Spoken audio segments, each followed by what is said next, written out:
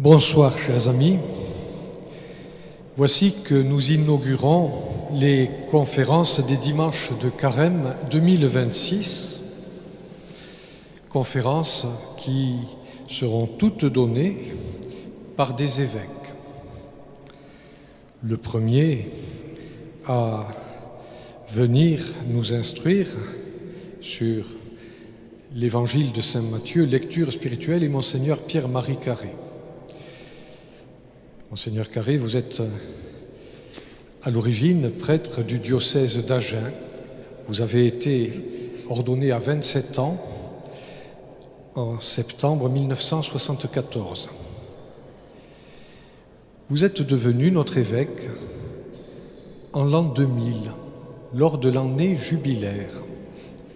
Vous avez été ordonné dans cette cathédrale le 8 octobre 2000. En souvenir de votre prédécesseur Roger Mindre, qui nous avait quittés un an auparavant. Vous avez étudié au Grand Séminaire de Bordeaux, à l'Université pontificale grégorienne à Rome et à l'Institut pontifical biblique, ce qui a fait que vous avez été amené ensuite à enseigner à Bordeaux, à Poitiers. De nouveau à Bordeaux, vous avez eu aussi la charge de supérieur, comme auparavant à Poitiers. Vous avez été curé d'Astafor, vicaire épiscopal chargé de la formation permanente des laïcs, vicaire général d'Agen, administrateur diocésain, et puis archevêque d'Albi pendant 10 ans. Puis en 2010, une nouvelle mission. Vous devenez pour un an archevêque coadjuteur de Montpellier, puis archevêque de ce même diocèse jusqu'à l'âge de la retraite en 2022. Au sein de la conférence des évêques, vous avez eu diverses charges. Vous avez été notamment membre et président de la commission doctrinale. Vous avez été aussi vice-président de la conférence des évêques. Et comme tout le monde sait que vous êtes quelqu'un qui n'aime pas l'inactivité, même après la retraite, eh bien, vous avez été administrateur du diocèse d'Agen jusqu'à la venue, la nomination de l'actuel évêque Alexandre de Bussy. J'ai voulu faire appel aussi un peu à ma mémoire en regardant ces 10 années d'épiscopat et j'ai fait des comptes rapides. Vous avez été, je pense, un des évêques qui a le plus ordonné de prêtres et de diacres, je veux dire dans le sud de la France, et c'est assez impressionnant, la liste est assez impressionnante, où je compte à peu près une vingtaine en excluant les religieux. Vous avez voulu aussi faire davantage connaître et aimer la parole de Dieu en proposant aux diocésains des livrets de lecture de l'évangile de Marc, l'évangile de Luc, les actes des apôtres, Saint Paul, Saint Jean, les psaumes. Et je pense que si vous étiez resté à Albi, vous auriez continué, puisque vous avez fait la même chose dans le diocèse suivant. Vous avez aussi vécu une expérience spirituelle très forte, c'est ce que vous dites dans la préface de ce petit livre qui recueille un certain nombre d'interventions des évêques lors du synode sur la parole de Dieu en 2008. Vous précisez que le synode est une expérience spirituelle, une expérience très forte et une célébration. Et je crois que c'est intéressant de souligner quel était le titre de votre propre intervention à ce synode. La demeure de Jésus dans l'Eucharistie et la parole gardée dans le cœur. aurais-je l'audace de dire que c'est un peu votre portrait spirituel qui est dressé. Vous nous avez aussi laissé, à nous les prêtres, et c'est un texte qui est peu connu, je livrerai, avant de vous laisser la parole, quelques mots de la conclusion de cette lettre pastorale que vous nous aviez adressée. L'exercice concret du ministère évolue beaucoup et peut susciter des craintes, amener des souffrances et des incompréhensions. Nous avons à nous aider à être prêtres en ce temps si nouveau pour tous.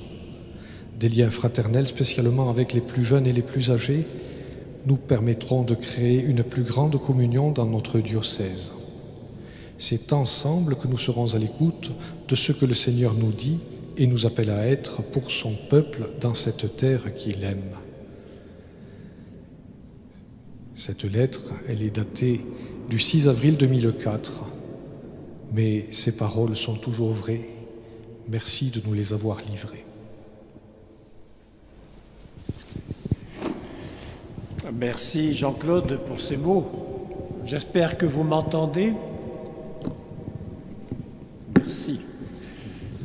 Je vous salue tous et je reconnais bien des visages connus. Merci d'être là, de m'encourager.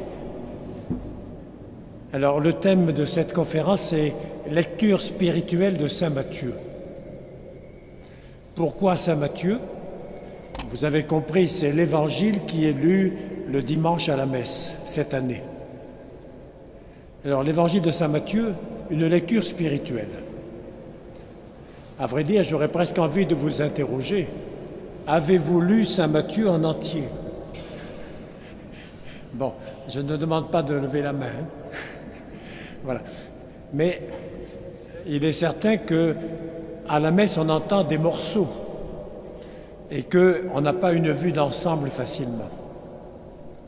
Alors, pour la vue d'ensemble, j'aurais envie de dire que Saint Matthieu, c'est l'évangile des catéchistes. Saint Marc serait l'évangile des catéchumènes, une première présentation de la vie de Jésus en allant à l'essentiel. Saint Matthieu, c'est l'évangile des catéchistes, on pourrait dire qu'il y a toute une série de catéchèses, d'enseignements dans cet évangile. Et donc il est mis pour tous ceux qui veulent suivre le Christ et qui veulent être disciples de Jésus et manifester à d'autres l'expérience qu'ils ont connue. Saint Luc, c'est l'évangéliste des missionnaires avec les actes des apôtres. Et enfin, Saint Jean, ce serait l'évangile des spirituels, des contemplatifs. Résumé en un mot, c'est un peu caricatural, bien sûr. En tout cas, c'est l'évangile qui est, Saint Matthieu, c'est l'évangile organisé pour l'instruction de celui qui a déjà fait le catéchuménat, de celui qui veut vivre son baptême dans l'Église. Saint Matthieu, vous avez un enseignement organisé. Vous avez 5 grands discours de Jésus. 5 grands discours de Jésus. On pourrait dire que c'est une catéchèse pour entrer dans le royaume de Dieu. C'est le discours sur la montagne, premier grand discours de Jésus. C'est une catéchèse pour aller en mission. C'est le discours missionnaire au chapitre 10. C'est une catéchèse pour découvrir ce qu'est le royaume des cieux. C'est le discours en parabole au chapitre 13. C'est aussi une catéchèse pour savoir comment se comporter en Église. C'est le chapitre 18, en particulier sur le pardon fraternel. Et puis enfin, le dernier discours, c'est pour bien trouver sa place alors que la fin des temps s'approche. C'est le discours sur la fin des temps, chapitres 24 et 25 de Saint Matthieu. Voilà 5 grands discours, mais avant d'aller plus loin, je voudrais vous commenter un petit passage. Et le passage, c'est les derniers mots de l'évangile de saint Matthieu, la fin. Chapitre 28, puisqu'il y a 28 chapitres, versets 16 à 20. Je vais vous le lire d'abord parce que de mémoire, on a un souvenir un peu vague peut-être. Quant aux 11 disciples, ils se rendirent en Galilée, à la montagne où Jésus leur avait ordonné de se rendre. Quand ils le virent, ils se prosternèrent, mais quelques-uns eurent des doutes. Jésus s'approcha d'eux et leur adressa ces paroles. « Tout pouvoir m'a été donné au ciel et sur la terre. Allez donc, de toutes les nations faites des disciples, les baptisant au nom du Père et du Fils et du Saint-Esprit, leur apprenant à garder tout ce que je vous ai prescrit, et moi, je suis avec vous tous les jours jusqu'à la fin des temps. » Et l'évangile s'arrête là. Saint Matthieu n'a pas éprouvé le besoin de dire « alors Jésus les quitta », puisqu'il vient de dire que Jésus est avec eux pour toujours. Donc l'évangile s'arrête sur ces mots. Le dernier mot de l'évangile, c'est « je suis avec vous tous les jours jusqu'à la fin des temps ». Il est bon de rester un moment sur cette expression. Le dernier mot de l'Évangile, c'est le mot que l'évangéliste veut que l'on garde dans l'esprit. Qu'on n'oublie pas cela, ce message. Eh bien, on pourrait dire pendant toute cette longueur de temps, dans lequel nous sommes, Jésus est présent. Jésus est avec nous. Sa présence est garantie, non pas pour le futur. Jésus ne dit pas « je serai avec vous », il dit « je suis avec vous tous les jours ». Donc sa présence est garantie maintenant, à travers les phases de croissance de la semence qui a été semée, à travers les ambiguïtés et les confusions dont nous faisons l'expérience chaque jour.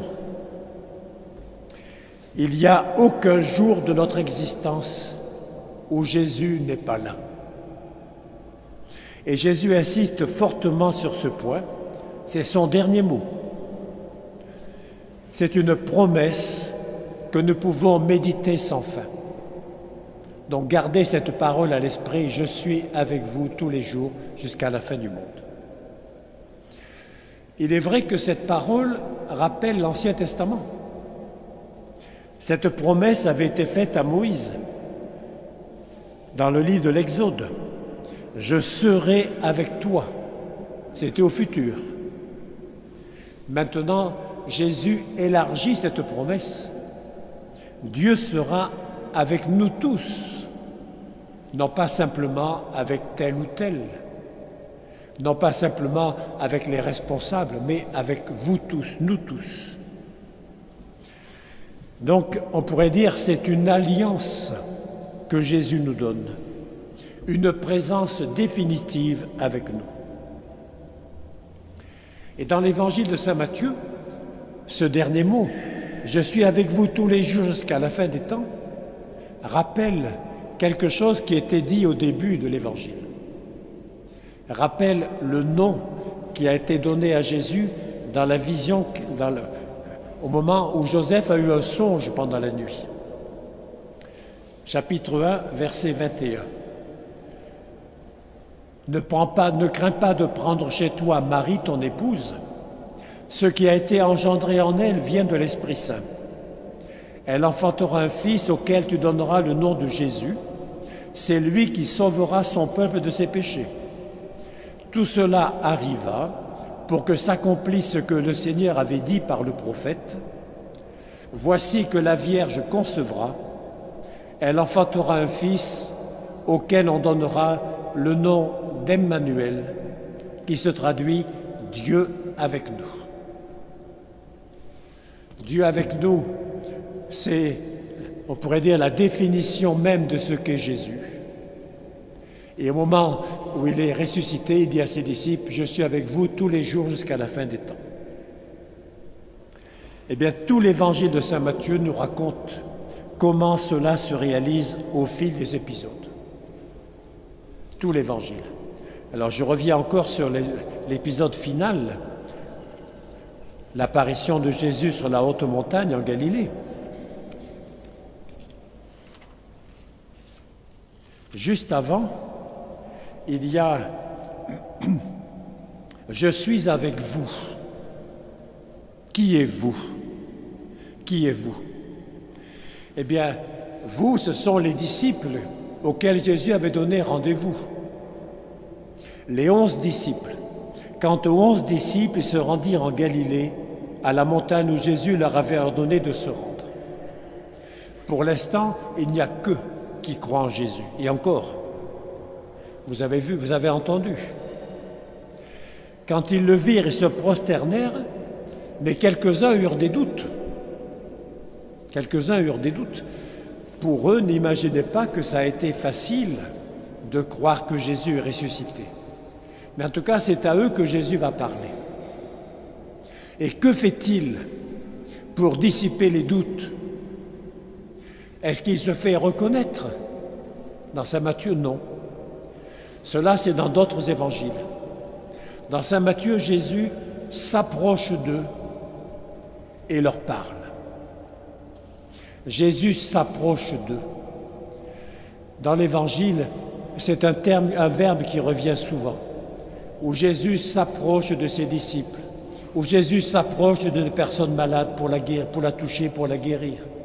Jésus s'approche. Jésus se rend proche. Et on comprend qu'après, ils disent « Je suis avec vous tous les jours ». Il s'approche et il parle. Et il leur adressa ces paroles, « Tout pouvoir m'a été donné au ciel et sur la terre. » Tout pouvoir. Tout pouvoir, on pourrait dire ce pouvoir, eh bien il apparaît au moment où Jésus est ressuscité. Auparavant, Jésus exerçait aussi un certain pouvoir sur les malades, sur les maladies, pour le pardon des péchés, par exemple. Mais une fois qu'il est ressuscité, il peut dire « Tout pouvoir m'a été donné au ciel et sur la terre ». Pas simplement sur terre, mais au ciel aussi. Tout pouvoir. Un pouvoir sans limite et un pouvoir qui va s'exercer dans la mission qu'il confie à ses disciples. Tout pouvoir m'a été donné au ciel et sur la terre. Allez donc. Ici, j'ai envie d'insister sur donc. Allez donc. Partez en mission. Vous pouvez vous appuyer sur ce que je suis. Allez donc de toutes les nations, faites des disciples. À qui Jésus dit-il, faites des disciples?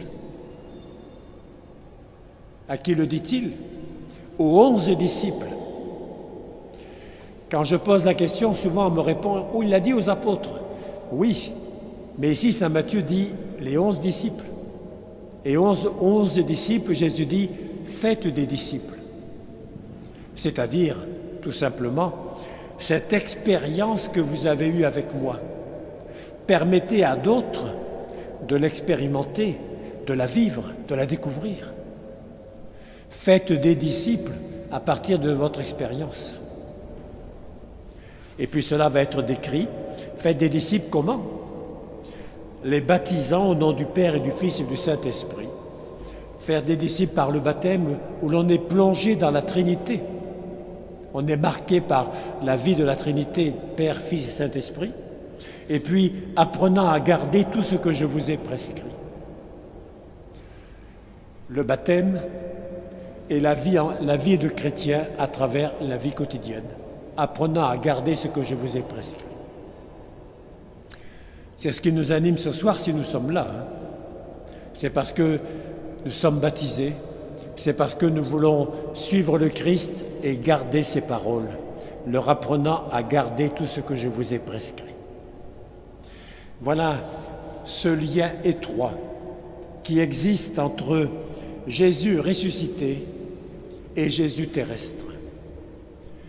Pour rencontrer le Christ ressuscité aujourd'hui, Il faut nous mettre à l'écoute, à la suite de Jésus, tel qu'il a vécu, tel qu'il a parlé sur la terre. J'aurais envie de risquer un mot. En quelque sorte, il faut devenir contemporain de Jésus. Ou en tout cas découvrir que Jésus est notre contemporain, qu'il est avec nous tous les jours. Et pas simplement le dimanche quand nous venons à la messe.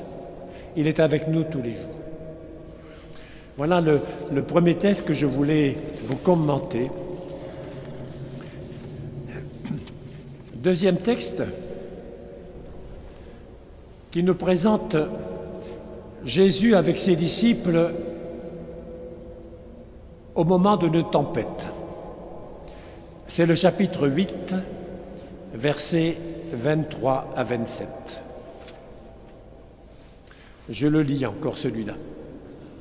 Il monta dans la barque et ses disciples le suivirent. Et voici qu'il y eut sur la mer une grande tempête. Mot à mot, un séisme. Le mot grec, c'est séismos. Un séisme, au point que la barque allait être recouverte par les vagues. Lui, cependant, dormait. Ils s'approchèrent et le réveillèrent en disant « Seigneur, au secours, nous périssons !» Il leur dit « Pourquoi avez-vous peur, hommes de peu de foi ?» Alors debout, il menaça les vents et la mer, et il se fit un grand calme. Les hommes s'émerveillèrent et ils disaient « Quel est-il pour que même les vents et la mer lui obéissent ?»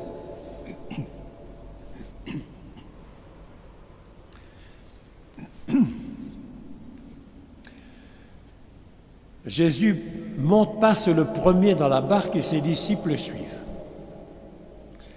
La barque, c'est un lieu fermé. À plus forte raison quand on est sur le lac. On ne va pas sortir faire un tour. C'est l'image de l'intimité avec Jésus. Mais quand la tempête survient, c'est l'image du danger, de la menace. Jésus monte dans la barque et ses disciples le suivirent, ses disciples. Oui, les disciples sont désignés ici comme étant, en quelque sorte, comme s'ils appartenaient à Jésus. Ce sont les disciples de Jésus qui le suivent. Auparavant, on avait cette expression, c'est le discours sur la montagne, juste au début du chapitre 5. À la vue des foules, Jésus monta dans la montagne, il s'assit et ses disciples s'approchèrent de lui. Et prenant la parole, il les enseignait. Et que viennent les béatitudes, et puis le discours sur la montagne, 3 chapitres de discours. 3 chapitres. Et bien maintenant, après le discours, il y a des actes. Il y a ce que fait Jésus pour guérir des malades, pour supprimer la tempête, pour venir en aide aux siens.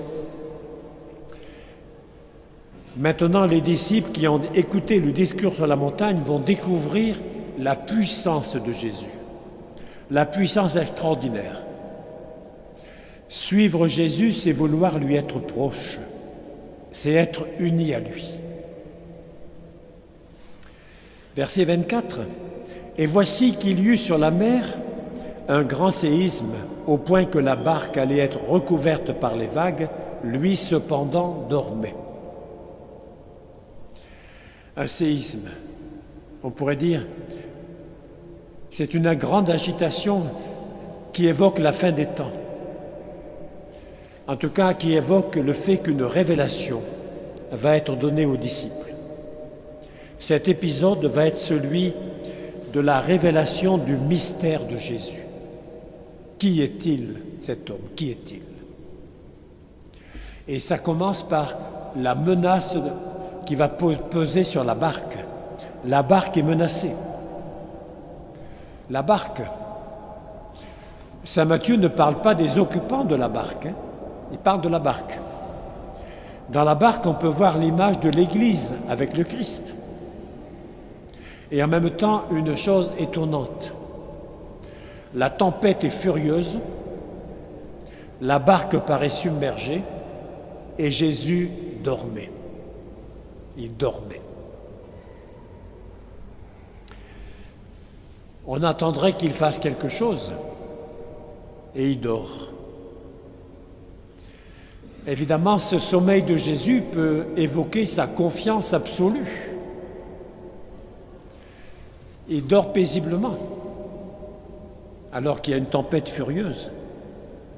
Mais le passage va insister surtout sur l'attitude des disciples.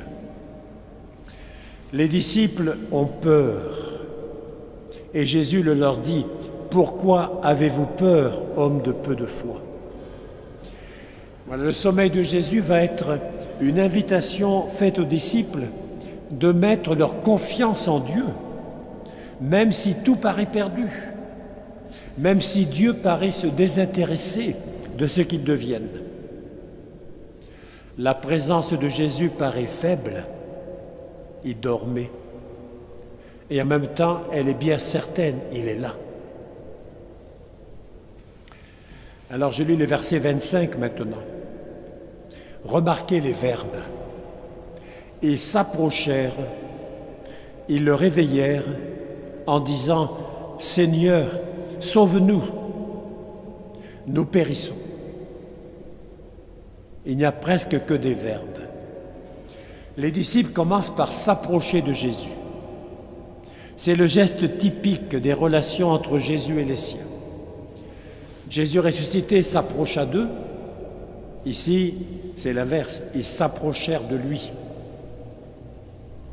Une attitude qui exprime la confiance, le fait de se mettre tout près de celui qui est là, de se mettre en quelque sorte à son abri.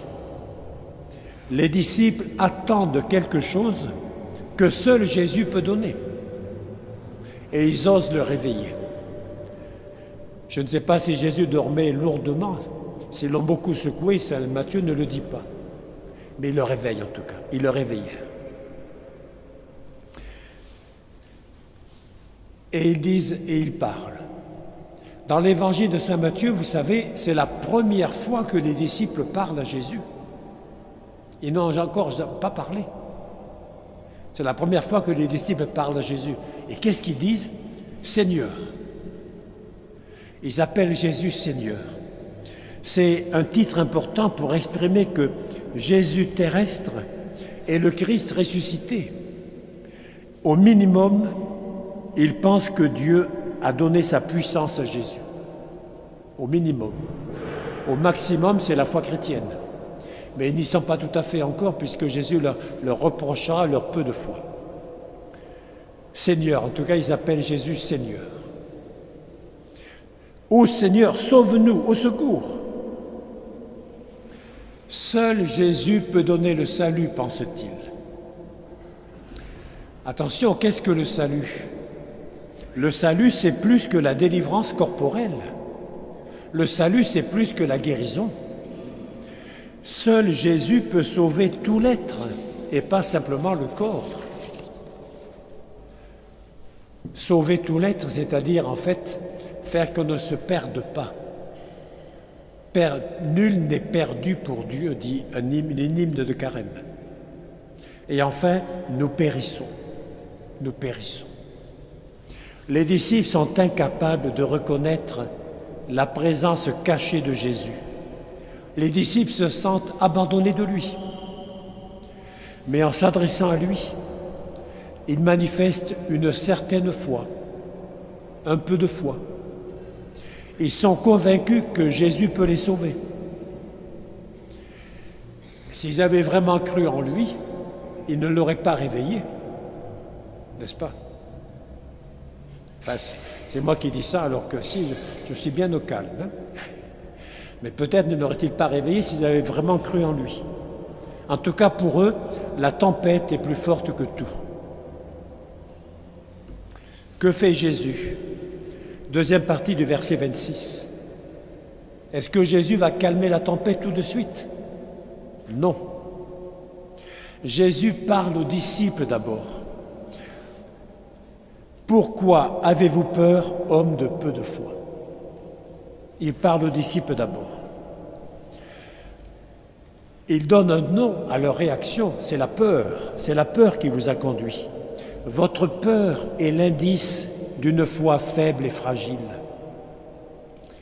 Vous comprenez mon sommeil comme une absence. Votre réaction est celle de gens qui s'efforcent de croire en Dieu, mais qui attendent une réaction de Jésus conforme à ce qu'ils s'imaginent. Et la réaction de Jésus qu'ils attendent, c'est qu'il n'y ait pas de tempête. Quand Jésus est là, tout doit aller tout seul. Ça doit être le calme. Et il y a une tempête. Comme la réaction ne se produit pas, ils sont pris de panique. Leur peu de foi consiste dans le fait qu'ils n'ont pas reconnu la manière d'agir de Dieu. Dieu agit même quand il ne fait rien, même quand il ne calme pas la tempête, même quand nous nous sentons ballottés par la vie. Dieu est là, à nos côtés. Voilà ce qu'il nous faut redécouvrir. Et puis, deuxième temps, après avoir parlé aux disciples, leur a fait ce reproche. Alors, debout, il menaça les vents et la mer et il se fit un grand calme. Jésus agit avec autorité, il se met debout. Debout, c'est le geste, l'attitude d'autorité. Il menace les vents et la mer. On ne sait pas comment, mais on a l'impression ici comme d'un exorcisme. La mer, c'est le lieu de la puissance du mal, des forces qui s'opposent à l'être humain. Voilà, il menace les vents et la mer. Et aussitôt, tout se calme. Un grand calme. Et on a ici un peu ce que l'Ancien Testament disait lorsqu'il parlait de la domination de Dieu sur la mer et le chaos. Eh bien ici c'est pareil. Jésus exerce la puissance de Dieu. Il se fit un grand calme au lieu de la tempête qui était là. Et la conclusion, verset 27, la réaction des témoins. Les hommes s'émerveillèrent et ils disaient. Les hommes, dit saint Matthieu. Il écrit les hommes. Pourquoi dit-il les hommes? Et ne parle-t-il pas des disciples? Peut-être parce qu'ils n'ont pas beaucoup de foi. Leur foi est bien petite. Et il est encore prématuré de les appeler disciples. Les disciples croient en Jésus. Ils s'attachent à lui. Ici, leur foi est toute petite. Et donc, il les appelle des hommes. Et en plus, leur réaction. Quel est-il pour que même les vents et la mer lui obéissent? Ils sont stupéfaits. Et cela les amène à une question. Qui est-il? Qui est-il cet homme pour que même le vent et la mer lui obéissent? Voilà, les disciples sont sur le chemin de la foi. Mais leur foi est encore petite. Dans l'évangile de saint Matthieu, il y a plusieurs passages qui disent que la foi est petite. Déjà, le discours sur la montagne. Le discours sur la montagne, lorsqu'il est question de la providence, des soucis de la vie. Si Dieu habille ainsi l'herbe des champs qui est là aujourd'hui et qui demain sera jetée au feu, ne fera-t-il pas bien plus pour vous, gens de peu de foi? Dieu fait bien toutes choses. Alors ne paniquez pas. Vous valez bien plus que tous les moineaux du monde, ajoutera Jésus. Vous valez bien plus que l'herbe des champs. Alors ne paniquez pas. Vous voyez, la foi était faible, la foi des disciples est faible, mais elle est appelée à grandir. Elle est appelée à grandir. Et cette foi, nous la verrons tout à l'heure, si du moins j'ai le temps, parce que je m'aperçois que je suis un petit peu long déjà. Vous voyez la conclusion de ce passage. Jésus part pour une traversée de la mer. Cette traversée, c'est notre vie aussi, notre vie humaine. Voulons-nous trouver la vie dans la barque de Jésus? Voulons-nous le suivre, même s'il y a des tempêtes? Parce que la traversée est menacée par des forces obscures, par des forces extérieures, dangereuses, menaçantes. Des forces qu'on ne peut pas arrêter. Et Jésus dort. Et dans sa passion, il en est de même. Jésus ne dira pas un mot et subira la passion en silence. Jésus semble faible, vulnérable. Eh bien, les cataclysmes de toutes sortes, les révolutions, tout ce qui nous menace n'est pas dangereux en soi pour les croyants. Ils sont dangereux pour ceux qui ne croient pas. Pour ceux qui ne croient pas.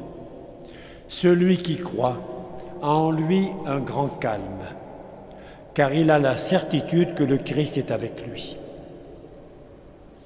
Alors, en méditant ce passage, redisons notre foi. Croyons en Jésus tel qu'il se manifeste et acceptons que l'Église soit toujours une barque faible au milieu d'une mer tempétueuse. Notre tentation serait de rester auprès du rivage, sans aller au large. Et puis le Seigneur dort, tant que les apôtres restent maîtres de quelque chose. Il dort pendant la tempête. Les épreuves rencontrées mettent à nu notre manque de foi. Alors redisons simplement au Seigneur, « Seigneur, sauve-nous ». Mais peut-être sans dire « nous périssons ». En tout cas, lui demander qu'il vienne à notre aide. C'est le récit de la tempête apaisée.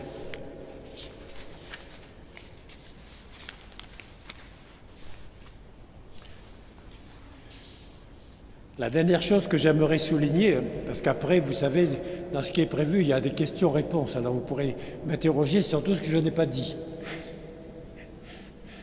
Et c'est abondant.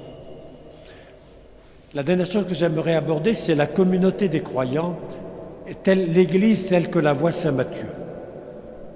Et en particulier, le chapitre 18. Le chapitre 18 de saint Matthieu, la vie fraternelle en Église. La vie fraternelle.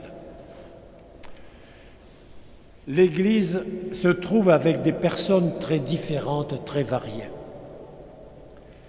Le Seigneur nous a fait signe à chacun. Et il nous donne les autres comme des frères et des sœurs à aimer. Mais vous savez, des frères et des sœurs, on ne les choisit pas. Ils nous sont donnés. C'est comme c'est le cas dans la famille. Mais c'est le cas dans l'Église aussi, c'est la même chose. Et donc, comme il y a des gens très variés, cela peut amener une situation de tension. Comment assumer ces conflits dans le quotidien? Et cela va être présenté dans tout le chapitre 18 de saint Matthieu, la vie fraternelle en Église.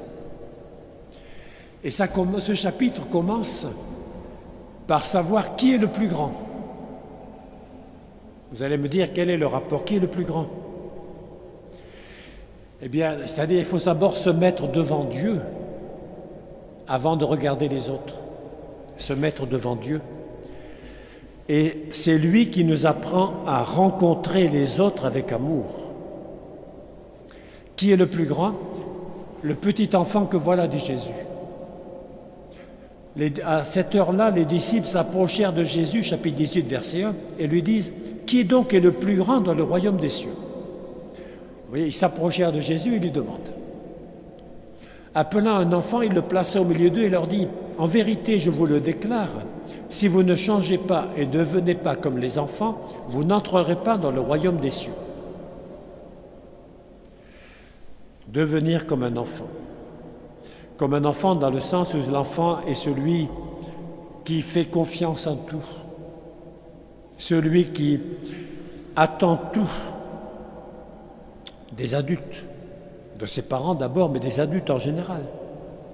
Bien voilà, qui accueille en mon nom un enfant comme celui-là m'accueille moi-même.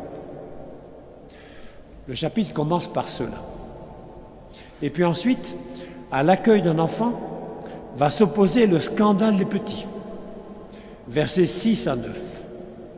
Mais quiconque entraîne la chute d'un seul de ces petits qui croient en moi, il est préférable pour lui qu'on lui attache au cou une grosse meule et qu'on le précipite dans l'abîme de la mer. Voilà le scandale. Le scandale, c'est, on pourrait dire, les frères et sœurs dont la foi est menacée par d'autres membres de la communauté. Et Jésus donne un avertissement très sévère. Très sévère. Le mal est une réalité. Le temps de l'Église est le temps de la tentation et de l'épreuve. La tentation, c'est l'évangile d'aujourd'hui, premier dimanche de Carême, tentation de Jésus, mais qui nous renvoie à nos tentations à nous. Je le commenterai tout à l'heure à la messe, je ne vais pas le reprendre maintenant. Eh bien voilà, le scandale est grave parce qu'il fait tomber les frères les plus faibles dans leur foi. Le scandale risque de faire perdre la foi. Et donc la vie communautaire en Église, elle va être animée par le souci, par l'amour porté aux plus petits.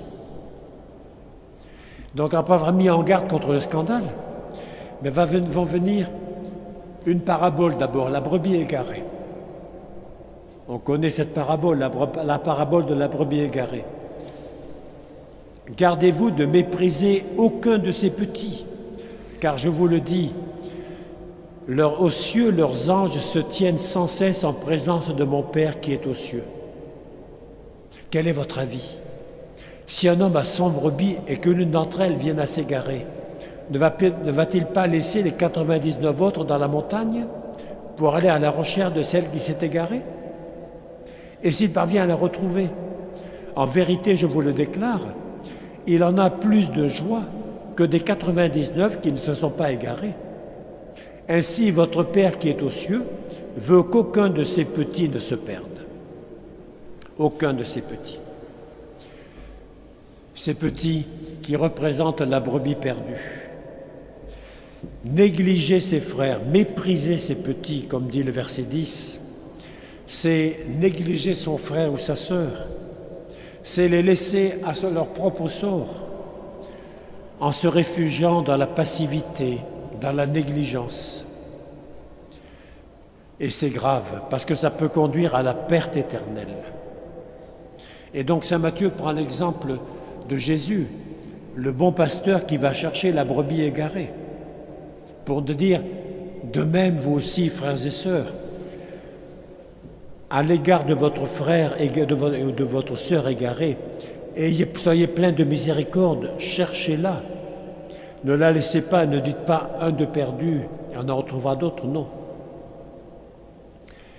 La fidélité à la foi demande le désir ardent du salut des frères. Aimer son frère, c'est le chercher sans relâche. Et cela va être dit dans le passage sur la correction fraternelle. Si ton frère vient à pécher, va le trouver et fais-lui tes reproches seul à seul, en tête à tête. S'il t'écoute, tu auras gagné ton frère.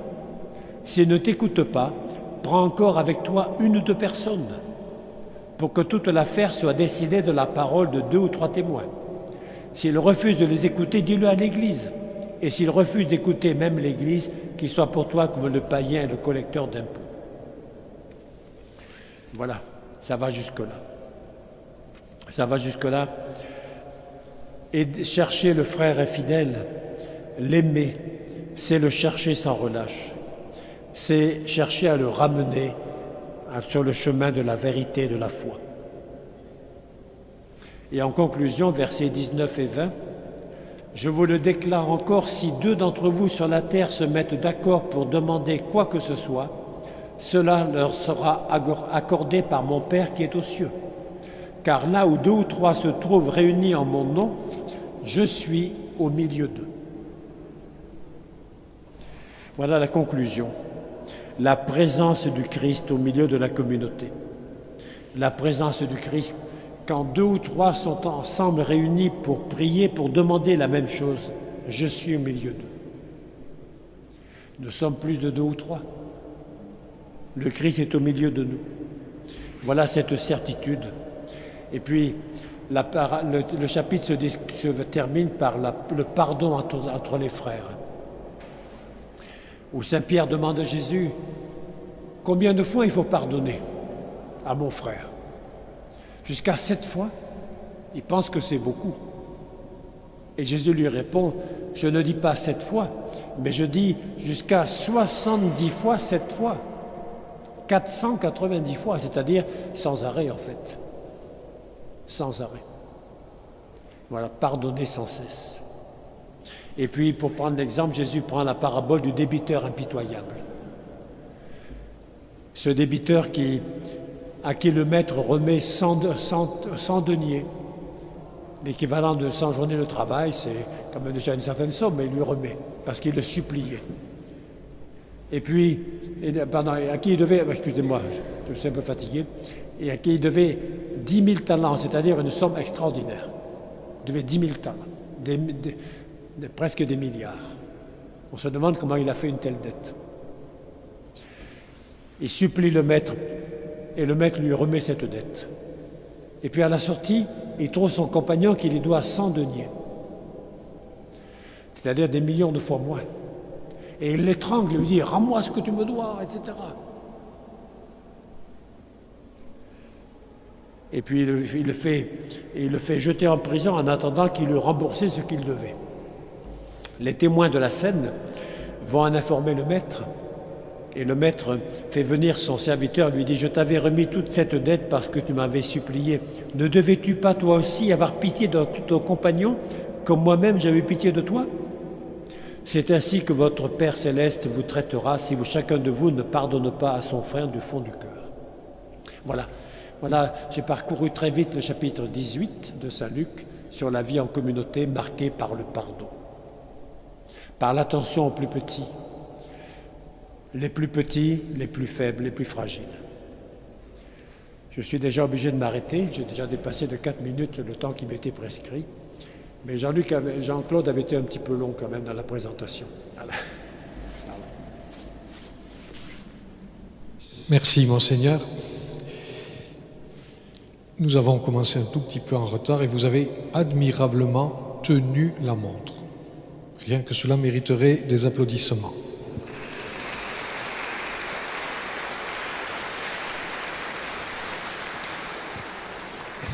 On retrouve l'habitude de l'enseignant. Alors, il va y avoir un temps d'échange, de questions. Peut-être certains parmi vous ont déjà une idée, une question. Moi, j'aurais envie de poser une question un peu malicieuse. Attention. Le jeune Pierre-Marie Carré avait gagné un jeu avec sa maman. Et un jeu qui touché à la culture générale.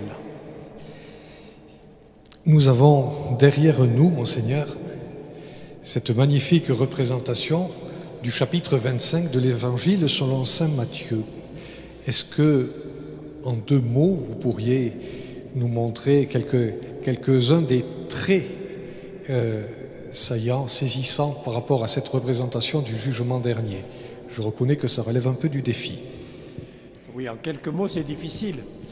Mais j'allais dire, vous avez ici la mise en scène de cette grande page que j'aurais pu commenter. Il y a des tas de choses que je n'ai pas commentées. Mais on pourrait dire ce discours, cette sorte d'allégorie du jugement dernier, c'est plus qu'une parabole. Oui, le Fils de l'homme viendra dans sa gloire accompagné de tous ses anges, alors il siégera sur son trône de gloire. Vous le voyez. Devant lui seront rassemblées toutes les nations. Alors, ici, ce que ne dit pas ce texte, on les voit ressuscitant, en train de sortir de la terre, en quelque sorte, de sortir du séjour des morts et d'apparaître devant Dieu, on pourrait dire dans leur nudité, mais en même temps, comme disait un moyen, on va ressusciter à 30 ans, c'est-à-dire en pleine forme, en pleine beauté. Et non pas un peu âgé, un peu malade, un peu fatigué, etc., bien sûr. Voilà. Donc voilà, il les rassemble devant lui. Il séparera les hommes les uns des autres comme le berger sépare les brebis des chèvres. Il va les séparer, on voit ici à droite et à gauche. Alors moi je ne le vois pas, mais vous les voyez mieux que moi. Et ceux qui sont à droite, ceux qui sont à gauche. Il y a ceux qui sont à droite et il leur dira « Venez les bénis de mon Père, recevez en héritage le royaume qui a été préparé pour vous depuis la fondation du monde. Venez. » Et puis on les voit qui entrent avec lui. Alors ce que ne dit pas l'évangile de saint Matthieu chapitre 25, c'est ce qui est en bas de, on pourrait les péchés capitaux. Saint Matthieu n'en parle pas ici, ils sont tous présentés sauf la paresse, et qui a été supprimée par le fait qu'un archevêque d'Albi a fait percer le mur, et donc a abîmé la fresque en fait. Mais ce que dit Saint Matthieu, c'est voilà. Ils disent, mais qu'est-ce qu'on a fait de bien? Vous avez faim, vous m'avez donné à manger, etc. Mais ils disent, mais qu'est-ce qu'on a fait? Quand est-ce qu'on a fait ça? Quand est-ce qu'on t'a vu? Et le roi leur déclarera, en vérité, je vous le déclare, chaque fois que vous l'avez fait à l'un de ces plus petits qui sont mes frères, c'est à moi que vous l'avez fait. Voilà, Jésus s'identifie aux plus petits, aux plus faibles. Jésus s'identifie à eux. Et il dira l'inverse à ceux qui sont à sa gauche. J'ai eu faim, vous ne m'avez pas donné à manger, j'ai eu soif, vous ne m'avez pas donné à boire, etc. Mais eux disent la même chose. Quand est-ce qu'on t'a vu? On ne t'a pas vu. Et il leur dira chaque fois que vous ne l'avez pas fait à l'un de ces petits, à moi non plus, vous ne l'avez pas fait. Voilà, je me suis contenté de lire quelques lignes de ce chapitre 25 de saint Matthieu.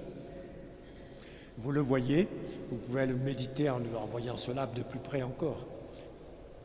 Je ne sais pas si j'ai répondu à la bonne question.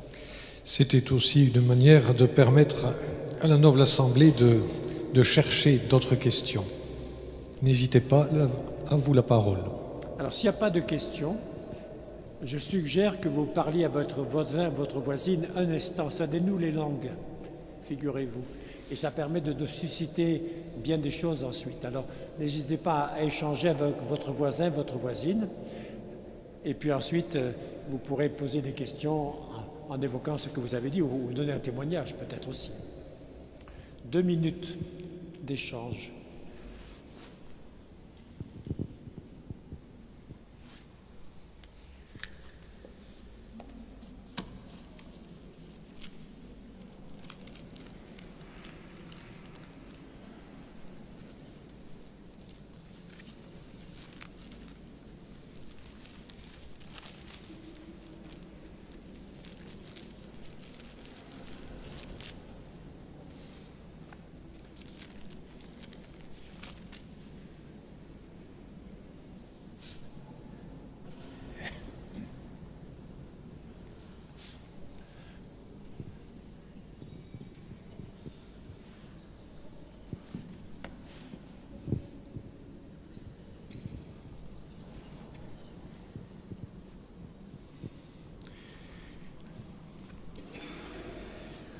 Je vois que l'idée était bonne parce que j'ai vu des mains se lever.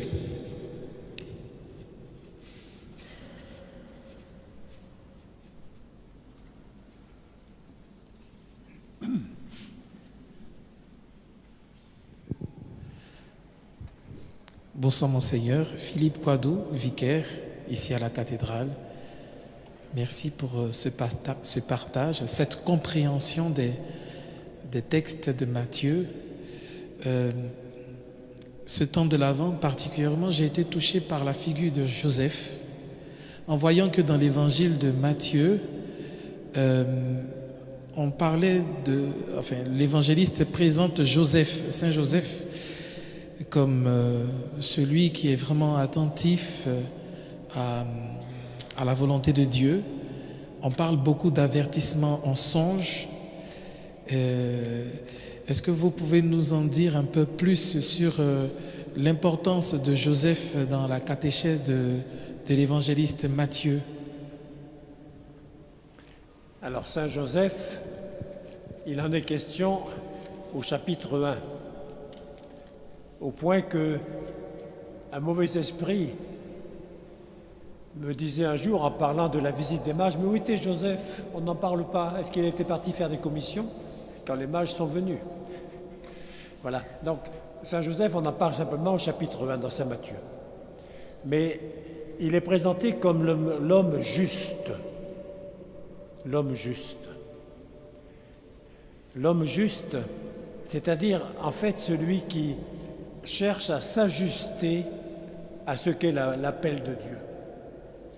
Non pas faire ce qu'il voulait, alors que le texte dit Marie était accordée en mariage à Joseph.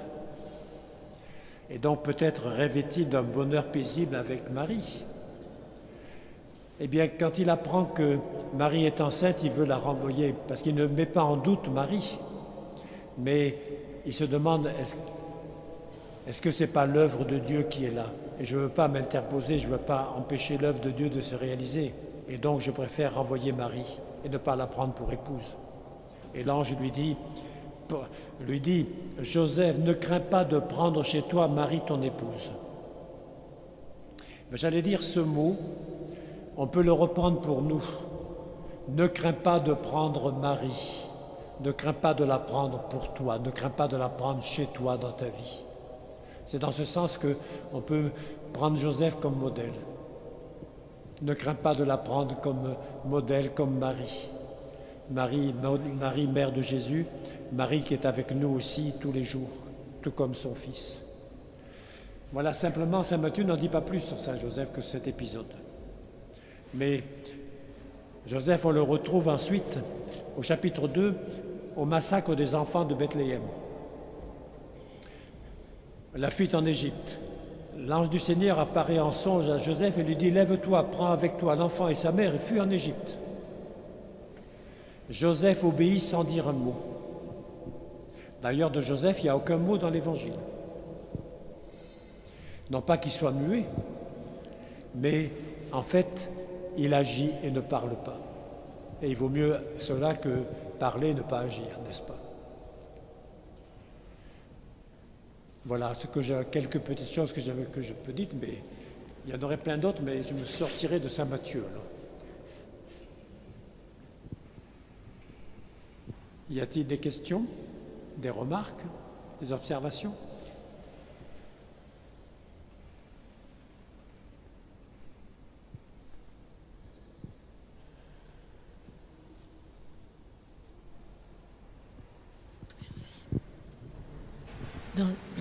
Merci d'abord. Dans la tempête apaisée, vous avez parlé, vous avez un petit peu développé le verbe sauver. Et est-ce que vous pouvez nous en dire un peu plus? Parce que c'est un verbe qui dérange beaucoup. Les gens disent sauver de quoi? Et là, j'ai un peu compris. Vous dites que c'est pour ne pas perdre la route. Vous avez employé ce mot, il me semble. Garder la route. Voilà. Est-ce que vous pouvez nous en dire un peu plus? Je peux le faire. Alors, essayons de mettre en pratique cette affirmation. C'est-à-dire, d'abord, sauver, ce n'est pas guérir, c'est plus que cela. Alors, dans Saint Luc, par exemple, vous avez une bonne présentation de cela dans l'épisode des 10 lépreux. Les 10 lépreux, Jésus dit « Allez vous montrer aux prêtres ». Et les 10 sont guéris. Les 10 sont guéris. Et puis il y en a un qui revient vers Jésus en chantant la gloire de Dieu. Et Jésus lui dit, les 10 n'ont-ils pas été guéris? Mais voilà, cet homme-là seul vient, je vais vous lire le texte exactement plutôt que de citer approximativement, ce sera mieux.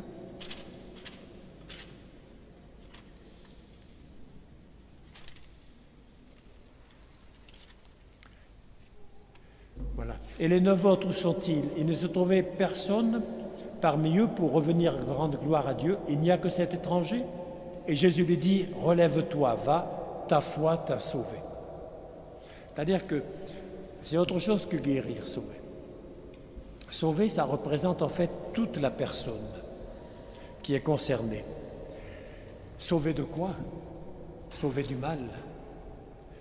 Sauver on pourrait dire, pour reprendre un exemple, la vie chrétienne, c'est un combat spirituel.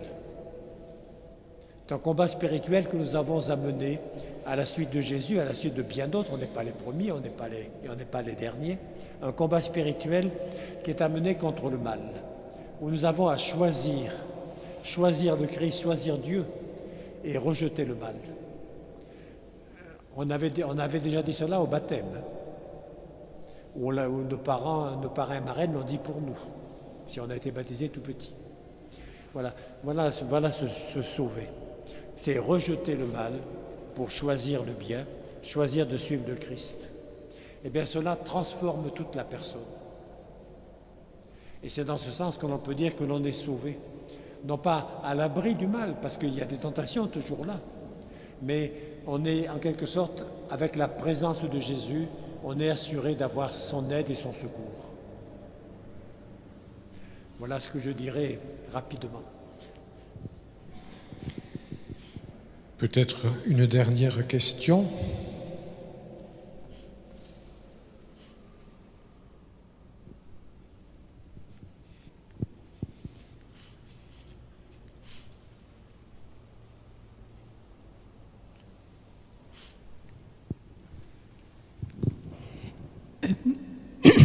Père, on est très différents, vous l'avez dit, en Église. On a des caractères, des sensibilités très différentes, mais la parole, l'Évangile, entre autres, les évangiles, quelque part, ça doit entrer dans notre ADN, si j'ai bien compris. Quel conseil vous nous donnez pour écouter Saint Matthieu, pour écouter Saint Luc, pour écouter chacun? L'homme ne vit pas seulement de pain, mais de toute parole qui sort de la bouche de Dieu, dira Jésus dans l'évangile d'aujourd'hui. J'emploie au futur pour la messe de tout à l'heure. Voilà, je pense qu'il s'agit de lire l'évangile. Saint Matthieu insiste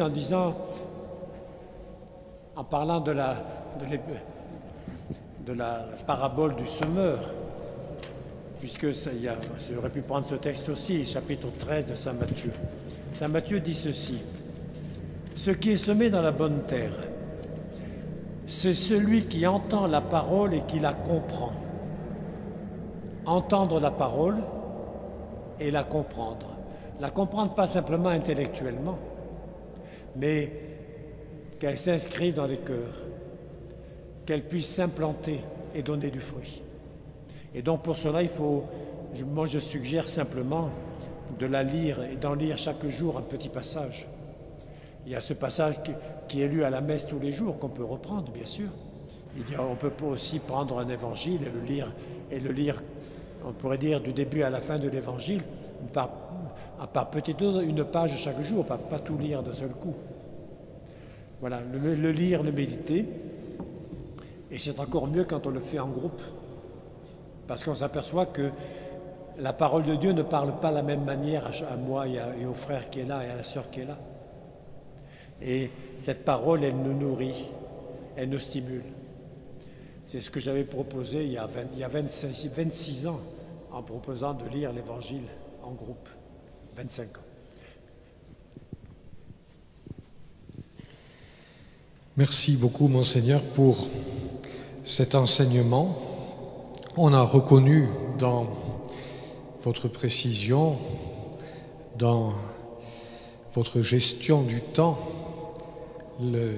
l'enseignant sérieux, rigoureux. Simplement, peut-être en écho pour répondre à Roseline, aussi pour compléter, j'ai une parole de Saint Matthieu qui m'accompagne tous les jours. C'est la fin de l'évangile de mon ordination diaconale à Carmaux, et vous y étiez. Oui. Jésus envoie ses disciples en mission, il leur dit: vous avez reçu gratuitement, donné gratuitement. Amen. Merci Jean-Claude.